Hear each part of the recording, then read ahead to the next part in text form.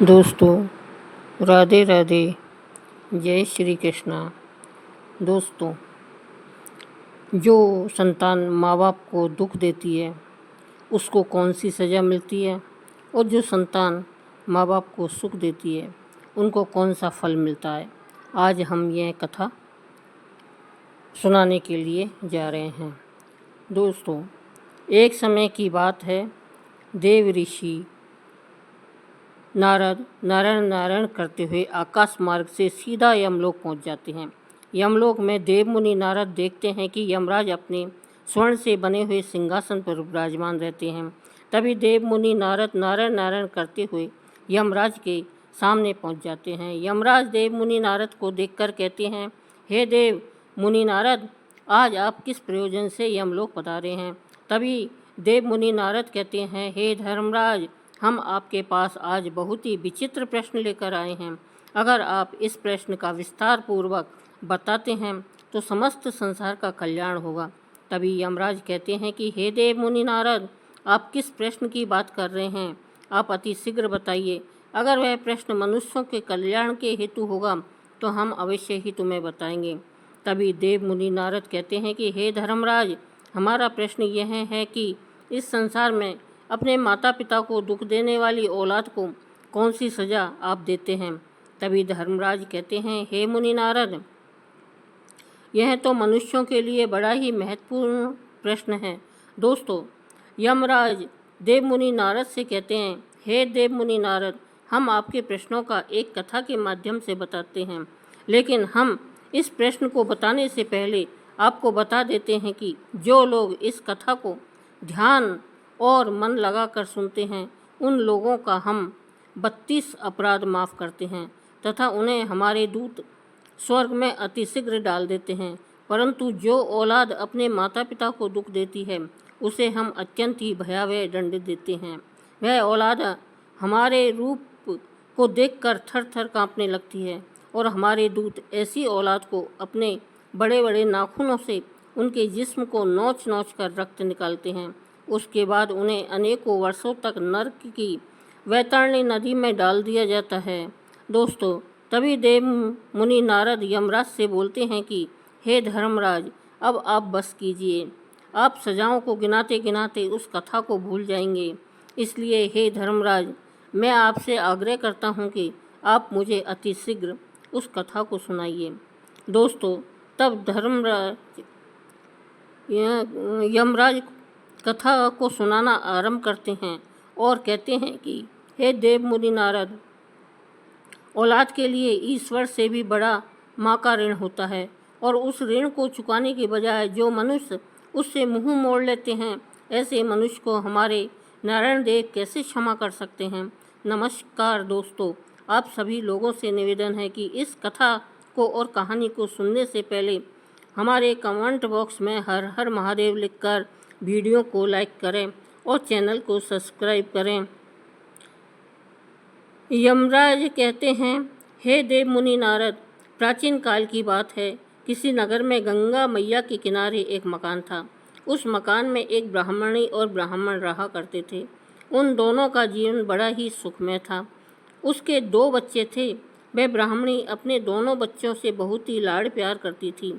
दोस्तों, ब्राह्मणी अपने बच्चों की हर गलती को माफ़ कर दिया करती थी। यह देखकर ब्राह्मण अपनी पत्नी को समझाया करता था। दोस्तों, तो ब्राह्मण कहता है, आप हमारे बच्चों को ज़रूरत से अधिक लाड़ प्यार ना करें। अगर आप उन्हें अधिक प्रेम करेंगी तो हो सकता है कि वह बिगड़ जाए या हमारी इज्जत करना बंद कर दे। तब ब्राह्मणी कहती है कि हे पतिदेव, हमारे बच्चे कभी कोई गलत काम नहीं करेंगे, कभी हमें छोड़कर नहीं जाएंगे। तब ब्राह्मण अपनी पत्नी से कहता है कि हे प्रिय, आप ऐसे नहीं समझोगी। दोस्तों, ब्राह्मण कहता है कि मैं आपको एक कहानी के माध्यम से समझाता हूँ, एक कथा के माध्यम से समझाता हूँ। ब्राह्मणी कहती है कि हे पतिदेव, मैं तैयार हूँ, आप अपनी कहानी प्रारंभ कीजिए। मैं ध्यान लगाकर आपकी इस कहानी को सुनूंगी। तब ब्राह्मण अपनी कथा को सुनाना प्रारंभ करता है। ब्राह्मण कहता है कि प्रिय, एक समय की बात है। किसी नगर में 2 दंपति रहा करते थे, यानी कि 2 पति पत्नी रहा करते थे। उनका सिर्फ एक बेटा था और कोई संतान नहीं थी। पति जो था वह एक नौकरी किया करता था जिससे उसकी जीविका चल रही थी और उसी नौकरी से ही उसने एक अच्छा सा मकान भी बना लिया था। बड़े आनंद से उन तीनों प्राणियों का जीवन कट रहा था। दोस्तों, आगे ब्राह्मण कहता है कि धीरे धीरे समय गुजरता गया। एक दिन ऐसा समय आया कि उस स्त्री का पति जो था उसका देहांत हो गया। उस परिवार को चलाने वाला जो मुखिया था वह दुनिया छोड़कर चला गया। दोस्तों, कहते हैं कि मृत्यु तो अटल सत्य है, एक ना एक दिन सभी की आती है, पर मृत्यु जब ऐसे वक्त पर आ जाती है तब बड़ा दुख होता है। मनुष्य अपनी जिम्मेदारी को निभाकर जब जाता है तो इतना दुख नहीं होता, लेकिन जब वह बीच मझधार में ही परिवार को छोड़कर चला जाता है तब बहुत बड़ा दुख होता है। ब्राह्मण आगे अपनी पत्नी से कहता है कि हे प्रिय, उस सुहागिन स्त्री की जिंदगी एकदम विधवा स्त्री के रूप में बदल गई और उसके जीवन में अंधेरा ही अंधेरा हो गया। चारों तरफ देखती तो उसे कुछ नज़र नहीं आता था। उसके मन में भी विचार आते थे कि अब क्या करूं? क्या मैं इस दुनिया को छोड़कर चली जाऊं? फिर उसने अपने एक छोटे से बच्चे को देखा कि मेरे बिना इसका भी तो इस दुनिया में कोई नहीं है। मुझे ना चाहते हुए भी अपने बच्चे के लिए जीना होगा। दोस्तों, अब तो उसने बच्चे पर ही आस लगाई और विचार किया कि हम अपने बच्चे को पढ़ा लिखा कर कामयाब बनाएंगे और पढ़ लिख कर जब उसकी अच्छी नौकरी लग जाएगी तब हमारी यह दुख भरी ज़िंदगी आगे सुख में बदल जाएगी और हमें सुख मिलेगा। जब हमारा बेटा जवान हो जाएगा और उसका किसी अच्छी लड़की से विवाह हो जाएगा तो वह हमारे लिए एक बहू ले आएगा। बहू हमारा बहुत ख्याल रखेगी, हमारी खूब सेवा करेगी, तब हमारे जीवन में फिर से सुख लौट आएंगे। दोस्तों, ब्राह्मण आगे कहता है कि हे प्रिय, यह विचार करने के बाद में वह माँ अपने बच्चे के लिए अच्छे से देखभाल करने लगती है और उसे अच्छे स्कूल में पढ़ाने लगती है। वह इधर उधर काम करके अपने बच्चे की स्कूल की फीस भरती थी। पति जो पैसा छोड़ गया था वह पैसा थोड़े दिन के बाद समाप्त हो गया। फिर घर का और बेटे की पढ़ाई का सारा खर्च, सारा भार उस दुखियारी पर आ गया। वह बेचारी दूसरों के घरों में काम करती थी। उससे जो पैसे मिलते थे उसी से अपना और बेटे का खर्च चलाती थी। उसने कभी अपने बेटे के जीवन में कोई कमी नहीं होने दी। वह अपने लिए कपड़े नहीं खरीदा करती थी, फटे पुराने कपड़ों से ही काम चला लेती थी, पर अपने राजा बेटे के लिए नए नए कपड़े लाती थी। उसने हजारों दुख उठाए, दूसरों के घरों में झाड़ू पोंछा किया और कुछ भी तो उसके पास नहीं था। केवल एक ही मकान था जो उसके पति ने बनवा कर दिया था। अब वह मकान कहाँ तक रोटी देता, इसलिए उसने दूसरों के घरों में झाड़ू पोंछना प्रारंभ कर दिया। जैसे तैसे करके अपने बच्चे की परवरिश करती रही। दोस्तों, ब्राह्मण आगे कहता है कि हे प्रिय, पढ़ते लिखते वह बच्चा बड़ा हो जाता है और धीरे धीरे बच्चा जवान होता है और बच्चा जब जवान हो गया तो उसने इतनी मेहनत से पढ़ाई करी कि सारी डिग्रियां उसे प्राप्त हो गई। धीरे धीरे करके लड़के ने उसी नगर में एक नौकरी ढूंढ ली। सोचा कि मेरी माँ ने दूसरों के घरों में काम करके मुझे पढ़ाया लिखाया है, अब जब मैं कुछ काम करूँगा तो मेरी माँ का बोझ भी हल्का हो जाएगा। दोस्तों, आगे ब्राह्मण कहता है कि हे प्रिय, बच्चा अब नौकरी करता है। इधर माँ धीरे धीरे बूढ़ी होती जा रही थी। वह दोनों माँ बेटे बड़े प्रेम से वहाँ रह रहे थे। इसी तरह से कुछ दिन व्यतीत हुए। एक दिन उस बेटे ने क्या देखा कि जिसका नाम राहुल था, उस राहुल ने सोचा कि यहाँ के मुकाबले परदेश में बहुत अच्छे पैसे मिलते हैं, क्यों ना मुझे परदेश में कोई नौकरी करनी चाहिए। यदि वहाँ मैं नौकरी करूँगा तो मैं जल्दी ही बहुत बड़ा आदमी बन जाऊँगा। ब्राह्मण आगे अपनी पत्नी से कहता है कि हे प्रिय, अब तो राहुल अपनी माँ से कहता है कि माँ, अब मैं परदेश में नौकरी करने के लिए जा रहा हूँ, तुम मुझे आज्ञा दे दो। वहाँ जाकर मैं कुछ दिन तक काम करूँगा, उसके बाद मैं तुम्हें भी यहाँ से ले जाऊँगा। थोड़े दिन की बात है, आप तब तक यहीं रहकर अपना ख्याल रखना और मैं जल्दी ही वहाँ से लौट कर आऊँगा, तुम्हें ले जाऊँगा। दोस्तों, माँ की इच्छा बिल्कुल नहीं थी कि उसका बेटा उसे छोड़कर परदेश जाए, क्योंकि बुढ़ापे में वही एक उसका सहारा था।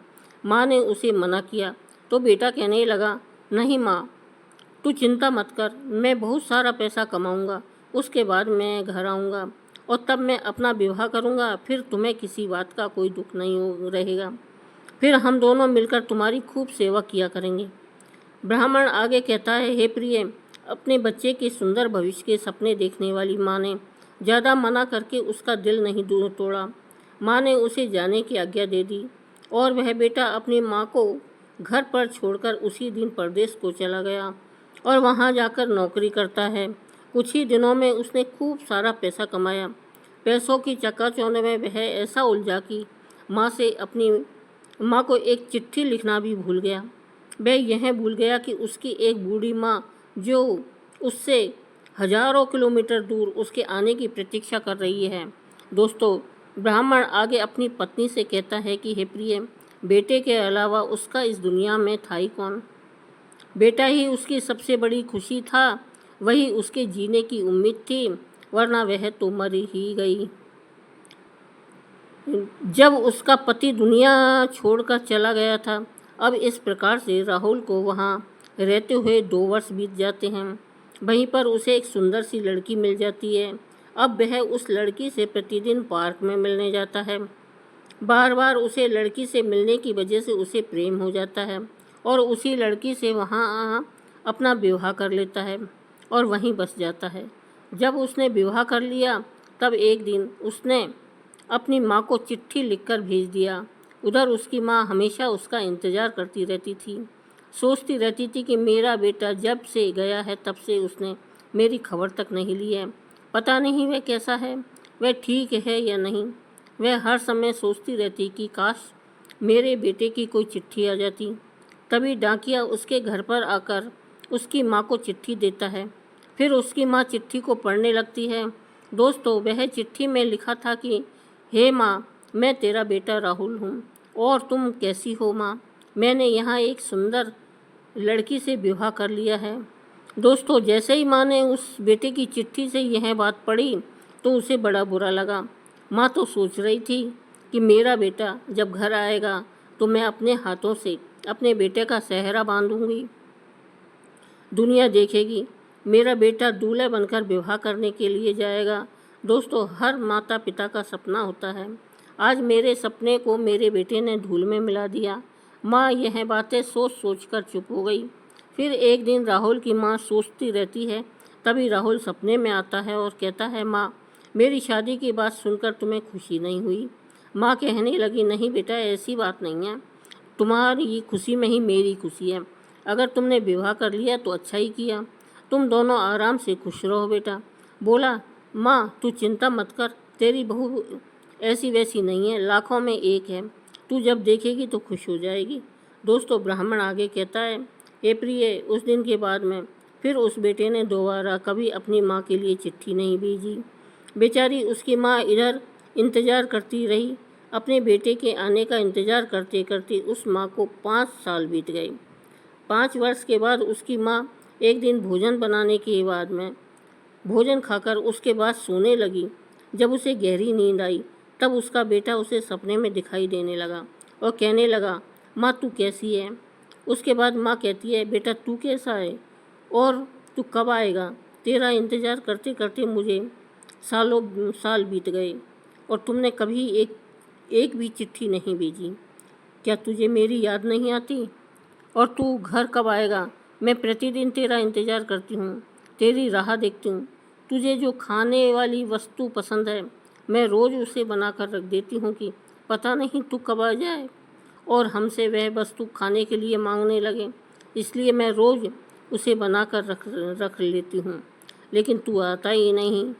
फिर राहुल कहता है, माँ तू चिंता मत कर, 5 दिन के बाद मैं तेरे पास आ रहा हूँ। हे माँ, तेरे लिए एक और खुशी की बात है, अब तो तेरा पोता भी हो गया है। तेरा पोता अब 4 साल का हो गया है और वह पूछता है कि मेरी दादी कहाँ है, मेरी दादी को दिखाओ। इसलिए हे माँ, अब मैं तुझे बुलाने आ रहा हूँ। अब चिंता की कोई बात नहीं है, मैं तुझे अब हमेशा हमेशा के लिए अपने पास बुला लूँगा। अब तुझे अकेला नहीं रहना पड़ेगा, अब तू यहीं रहेगी हमेशा हमारे साथ। तू जल्दी ही तैयार हो जा। माँ तू मना मत करना, हम सारे लोग मिलजुल कर अब यहीं रहेंगे, आराम से ज़िंदगी गुजार जाएगी। फिर उसकी माँ कहती है, अच्छा ठीक है बेटा, तू जल्दी घर आ जा।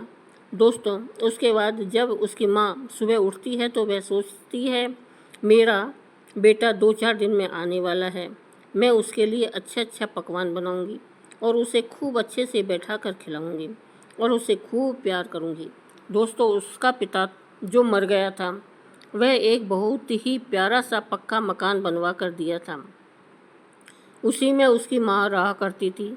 तो फिर दोस्तों ब्राह्मण अपनी पत्नी से कहता है कि हे प्रिय, यह सब सोचकर उसकी माँ के धीरे धीरे 4 दिन गुजर गए और 5 दिन गुजर गए और उसका बेटा अपने घर पर आ जाता है।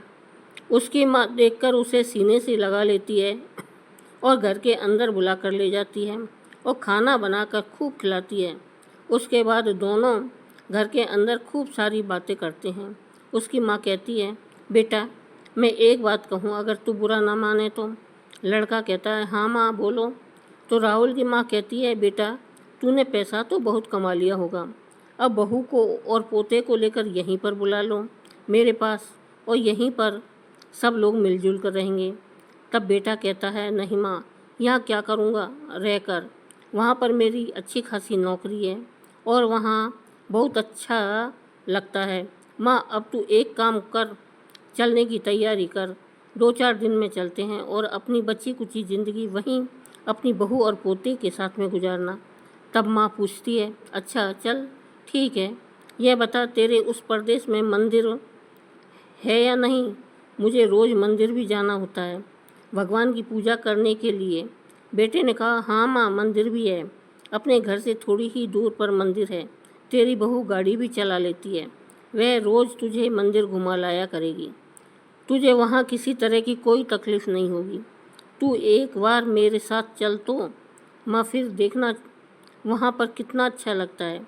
बेटे के बार बार कहने पर उसकी माँ भी परदेश जाने के लिए हाँ कर देती है।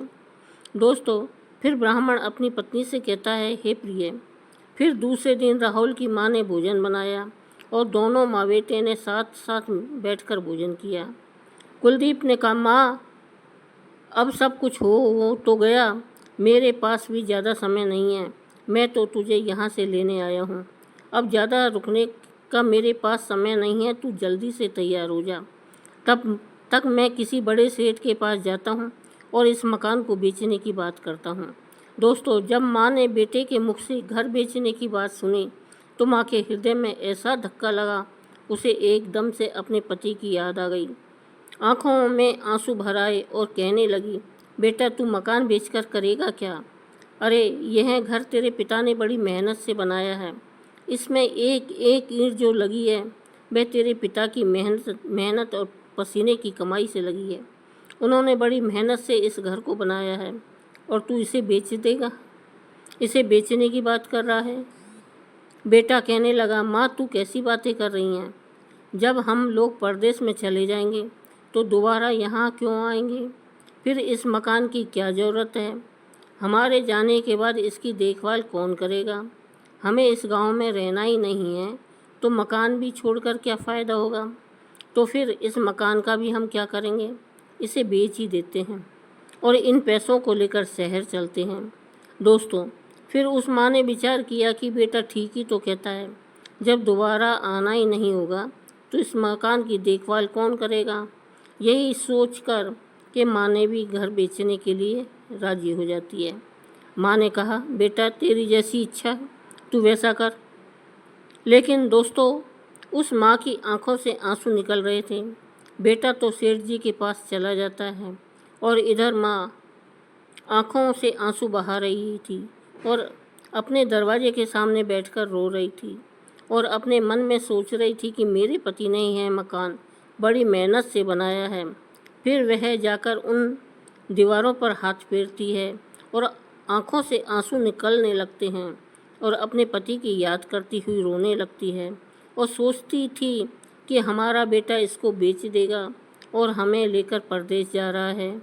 दोस्तों तब तक क्या होता है, एक सेठ को लेकर उसका बेटा आता है और उस मकान को उसके हाथों बेच देता है पैसों को लेकर के। फिर अपनी माँ से कहता है कि माँ तू अब जल्दी से तैयार हो जा, तेरा पोता तुझे मिलने के लिए इंतज़ार कर रहा है।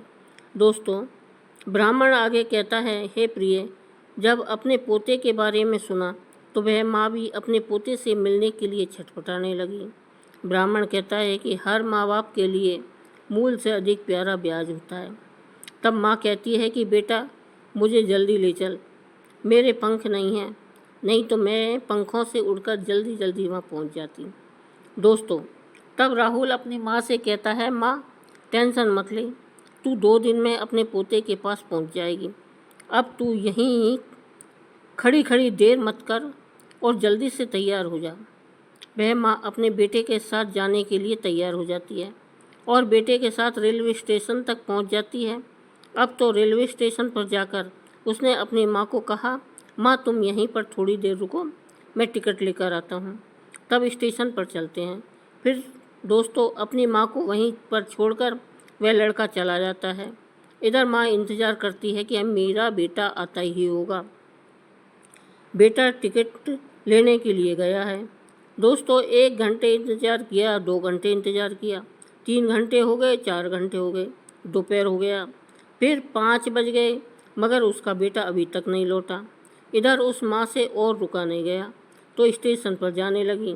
तभी उसे एक मुसाफिर मिलता है। मुसाफिर से पूछती है कि हे मुसाफिर, आपने मेरे बेटे को देखा है? फिर वह मुसाफिर कहता है, माँ जी आपके बेटे का क्या नाम है? वह माँ कहती है, मेरे बेटे का नाम राहुल है। वह मुसाफिर कहता है, माँ आपका बेटा तो कब का ट्रेन में बैठकर चला गया, उसे जाना था। दोस्तों, जब राहुल की माँ यह शब्द सुनती है तो उसका कलेजा फट गया। माँ के हृदय में ऐसा धक्का लगा, उसका गला सूख गया। यह खबर उस माँ के लिए बहुत ही बुरी खबर थी। माँ की आंखों से आंसू बहने लगे और सिसक सिसक कर रोने लगी और वह माँ सोचने लगी, वाह रे मेरे लाल, तू आज मुझे धोखा देकर चला गया। तूने मुझे क्या धोखा दिया है? तूने अपने आप को धोखा दिया है। तूने घर भी बिछवा दिया और मुझे भी कहीं का नहीं छोड़ा। मेरे पति के हाथों का बना हुआ घर हमने बेच दिया और मुझे दर दर की ठोकरें खाने के लिए छोड़ गया। अब मैं कहाँ जाऊँगी? दोस्तों, फिर वह दुखियारी माँ लौटकर रोती हुई अपने घर की ओर चल देती है। उसके पास पैसे तो नहीं थे जो रिक्शे में बैठकर आ जाती। वह पैदल पैदल चलती हुई 2 दिन में अपने घर आ जाती है और उसी मकान के पास आ जाती है और घर के सामने भूखी प्यासी बैठ जाती है। उस माँ का हृदय पीड़ा से फटा जा रहा था। फिर वह सेठ मकान मालिक आता है और बोलता है, तू यहाँ बैठी क्या कर रही है? यह मकान अब तेरा नहीं रहा, अब यहाँ से जाओ, यह हमने खरीद लिया है। दोस्तों, तब बूढ़ी माँ उसे पूरी बात बताती है। फिर वह बूढ़ी माँ कहती है, अब मेरा इस दुनिया में कोई नहीं है, मैं अब इस दरवाजे को छोड़कर नहीं जाऊंगी, मैं इस द्वार पर अपने प्राण त्याग दूंगी। तुमने मेरा मकान ले लिया है, कोई बात नहीं, मैं तुम्हारे घर के अंदर नहीं जाऊंगी, लेकिन इसी दरवाजे पर रह करके बाकी ज़िंदगी गुजार दूंगी। हमें विश्वास है कि हमारा बेटा एक दिन ज़रूर आएगा। दोस्तों, वह मकान मालिक बड़ा ही दयालु था। बूढ़ी माँ के बेटे की क्रूरता सुनकर वह गुस्से से भर गया। मकान मालिक ने उस बूढ़ी माँ के जब इतने शब्द सुने तो उसने दोनों हाथों से उसे पकड़ लिया और कहता है, हे माँ, आज के बाद तू इस दरवाजे पर नहीं रहेगी, तू अंदर चल। इस मकान में कई कमरे हैं, एक कमरा मैं तेरे नाम करता हूँ, आराम से रह। दोस्तों, आगे यमराज देव मुनि नारद से कहते हैं कि हे देव मुनि नारद, जब उस माँ ने उस मकान मालिक के यह शब्द सुने तो उसने उस मकान मालिक को पकड़ लिया और कहने लगी, बेटा अपने पराये हो गए और पराये अपने हो गए। इस कलयुग की संतान कैसी है, जो अपना खास होता है वह छोड़ देता है और जो पराया होता है वह अपना लेता है। जिसे मैंने अपने खून से सींचा था वह हमें धोखा देकर चला गया और जिसे मैं जानती भी नहीं थी वह हमारा सहारा बन गया। वह वहाँ उस मकान मालिक को आशीर्वाद देने लगती है, मेरे बेटे तू जुग जुग जिए, हमारा तो खून छोड़ के चला गया लेकिन तूने मुझे अपना लिया। कहते हैं इस दुनिया में अपने पराये हो जाते हैं और पराये अपने बन जाते हैं। यह बात सुनकर के उस बूढ़ी माँ का मकान मालिक कहने लगा, हे माँ, तू कैसी बातें कर रही है? एक कमरा तो दूर की बात, मैं यह मकान ही तेरे नाम करता हूँ। फिर वह माँ को लेकर के अंदर जाता है बूढ़ी माँ उसी मकान में रहने लगती है। वह मकान मालिक उनकी खूब सेवा करता है। फिर यमराज कहते हैं, हे देव मुनि नारद, कुछ समय के बाद में वह माँ अपने प्राणों को छोड़ देती है और हमेशा के लिए इस दुनिया से चली जाती है। उस मकान मालिक ने अपनी माँ की तरह उसका अंतिम संस्कार किया। दोस्तों, इधर क्या होता है, उसका बेटा जो परदेश में था अपनी माँ को धोखा देकर चला गया था। उसकी भी औलाद जब जवान हो जाती है तो उसको भी वही सब देखने को मिलता है जैसा उसने अपनी माँ के साथ किया था। उसके बेटे और उसकी पत्नी उसका अपमान करते हैं, उसे मारते हैं, पीटते हैं। एक दिन उन्होंने मार पीट कर उसे घर से निकाल दिया। वह भी दर दर की ठोकरें खाने लगा। तब उसे अपनी माँ की बहुत याद आई कि अपनी माँ को मैंने धोखा दिया था, उसी का यह नतीजा है। जब उसकी पत्नी और बेटे ने उसे मार मार कर घर से निकाल दिया तो उसने सोचा कि अब मैं अपने गांव जाऊंगा, पर हमने मकान तो अपना बेच दिया। मैं कहाँ रहूँगा? हमारी माँ कैसी होगी, कहाँ रहती होगी, जीवित होगी या नहीं होगी? अगर जीवित होगी तो मैं अपने माँ के चरणों में गिरकर उनसे क्षमा मांगूंगा। वह मुझे ज़रूर क्षमा कर देगी। मैंने तो उसे रेलवे स्टेशन पर छोड़ दिया था, अब मैं उसे कहाँ ढूंढूं? दोस्तों, इस प्रकार सोचकर जब वह अपने गांव में आता है और वहीं पहुंचता है जहां उसका पुराना मकान था, तो आकर के पड़ोसियों से पूछता है कि हमारी माँ कहाँ है। तो पड़ोसी बता देते हैं कि तेरी माँ तो बहुत समय पहले ही दुनिया छोड़कर चली गई। तब सब लोग उसके ऊपर बार बार थूकते हैं, उसे धिक्कार दे रहे हैं कि तेरे जैसे बेटे को धिक्कार है, परमात्मा तेरी जैसी औलाद किसी को ना दे। अब तो वह और भी ज़्यादा बुरी तरह से रोता है। उसके जीवन में रोने के अलावा कुछ नहीं बचा। दोस्तों, आगे यमराज कहते हैं, हे देव मुनि नारद, यह सच है कि जो अपने माता पिता को रुलाता है वह कभी सुखी जीवन नहीं जीता है। कहते हैं, चाहे अपने माता पिता से लड़ लेना, झगड़ लेना, लेकिन अपने माता पिता को कभी छोड़कर मत जाना, उन्हें कभी रुलाना मत। यदि आप अपने जीवन में दाता को ही रुलाओगे तो तुम्हारे जीवन में कभी सुख शांति नहीं आएगी। तुम्हारी औलाद भी कभी तुम्हारे साथ माता पिता जैसा व्यवहार नहीं करेगी। यह तो बदला है। यदि तुम अपने माँ बाप की सेवा करोगे तो तुम्हारी औलाद भी तुम्हारी सेवा करेगी। आप जिंदगी में चाहे कितने ही ऊंचे उठ जाना, लेकिन अपने दिल के कोने में अपने इन भगवानों का स्थान जरूर बना कर रखना। आगे धर्मराज कहते हैं कि हे देव मुनि नारद, माता पिता औलाद के भगवान होते हैं। जिसने जीवन भर अपने माता पिता का स्थान अपने दिल में बना कर रखा है और अपने माता पिता का बुढ़ापे में सेवा किया है, उस औलाद को हमारे दूत शीघ्र ही स्वर्ग लोक में डाल देते हैं। और जो औलाद अपने माता पिता को दुख देती है तथा बुढ़ापे में सताती है और उन्हें अनाथ आश्रम में छोड़ देते हैं, ऐसी औलाद को हम कुंभी पार्क नरक में डालते हैं, जहाँ पर कई वर्षों तक बड़े बड़े सांप और बिच्छू उनके जिस्म को नोच नोच कर खाते हैं। उसके बाद हमारे दूत उन्हें जलती हुई आग में बांधकर लोहे की चंबुक से पिटाई करते हैं। धर्मराज आगे कहते हैं, हे देव ऋषि, पिता धर्म है, पिता स्वर्ग है और पिता ही सर्वोत्कृष्ट तपस्या है। पिता के प्रसन्न हो जाने पर संपूर्ण देवता प्रसन्न हो जाते हैं। जिस पुत्र की सेवा से माता पिता संतुष्ट रहते हैं, उस पुत्र को प्रतिदिन गंगा स्नान का पुण्य फल मिलता है। हे देव ऋषि, माता सर्व तीर्थों के समान है और पिता संपूर्ण देवताओं का स्वरूप है। इसलिए मनुष्य को सदैव ही माता पिता का पूजन करना चाहिए। जो पुत्र माता पिता की प्रदक्षिणा करता है, उसके द्वारा पृथ्वी की परिक्रमा पूर्ण हो जाती है। माता पिता को प्रणाम करते समय जिस मनुष्य के हाथ, घुटने और मस्तक पृथ्वी को स्पर्श करते हैं, वह अक्षय स्वर्ग को प्राप्त करता है। जब तक माता पिता के चरणों की धूल पुत्र के मस्तक और शरीर में लगती रहती है, तभी तक वह शुद्ध रहता है और उसके समस्त पाप नष्ट हो जाते हैं।